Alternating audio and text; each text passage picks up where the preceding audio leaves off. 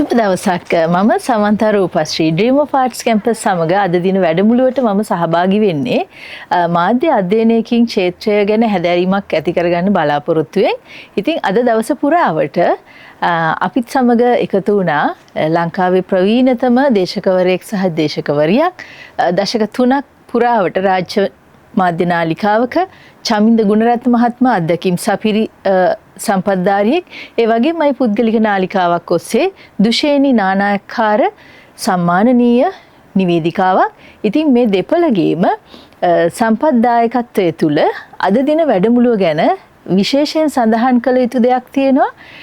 න්‍යායාත්මික දැනුම ප්‍රායෝගික තලයට මේ වගේ මැදිරි සංකීර්ණයක ඉඳලා සියලුම අභ්‍යාසලාභීන්ට එහෙම නැත්නම් ශිෂ්‍යයන්ට පාඨමාලාවට සම්බන්ධ වෙච්ච අයට ලබා ගන්නට හැකියවීම සහ ඊට වඩා ඉන් ඔබට ගිය ප්‍රායෝගික තලයේ භාවිතාවන් කොහොමද කියන එක ගැන දුන්නු විශේෂබද්ධික දැනුම. ඒ වගේම මේ මාර්ගෝපදේශය තුල තනි ශිෂ්‍ය ශිෂ්‍යාවන්ට දුන්නු අවධානය සහ ප්‍රායෝගික භාවිතයේදී මැදිරි සංකීර්ණය තුල නිවේදකයෙක් නිවේදිකාවක් එහෙම නැත්නම් වැඩසටහන ඉදිරිපත් කරන්නයක් තුළ තිබිය යුතු අත්‍යවශ්‍ය ප්‍රායෝගික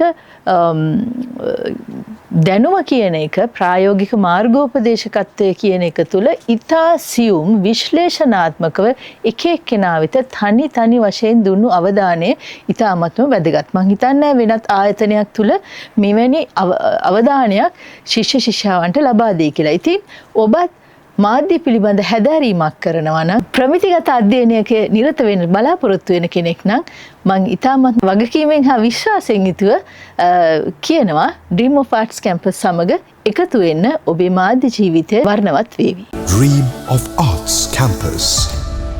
Dreams into reality.